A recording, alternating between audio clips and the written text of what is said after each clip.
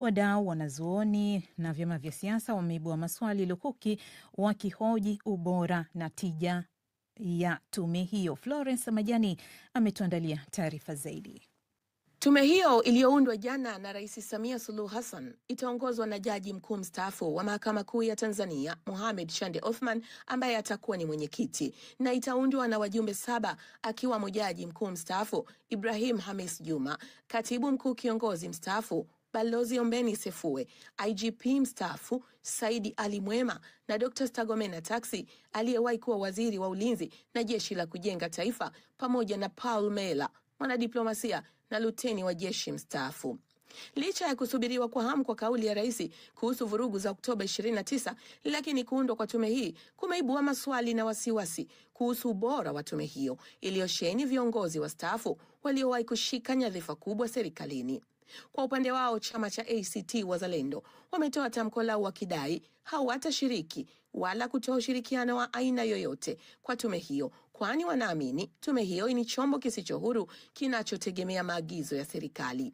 Kiongozi mkuu wa ACT Wazalendo, Dorothy Sem, amesema tunataka tuwe na kundi la tume ambalo litaliangalia tukio zima na matokeo yake kwa namna ambayo haitakuwa ya upendeleo, kwa namna ambayo itakuwa ya kujisafisha.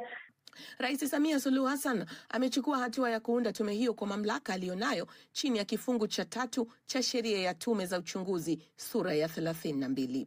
Wachambuzi wa masuala ya siasa na uongozi hapa nchini nao wameibuka wakionyesha wasiwasi wao dhahiri kuhusu tume hiyo. Mkurugenzi wa Jumuisho la Vijana Tanzania TYC, Lenin Kazoba, amesema tume hiyo ilihitaji uwakilishi wa vijana.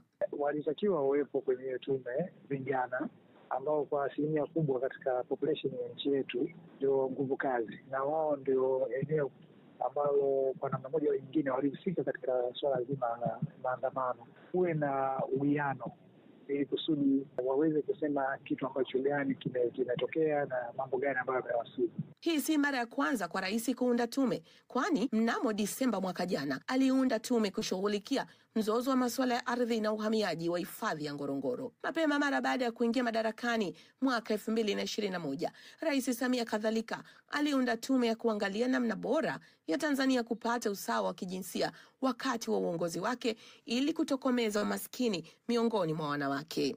Taifa hili la Afrika ya Mashariki liligubikwa na vurugu za maandamano kuanzia Oktoba 29, 2025, siku ya uchaguzi, hadi Novemba 3, vurugu zilizosababisha vifo vya watu kadhaa na uharibifu wa mali za umma na mali binafsi.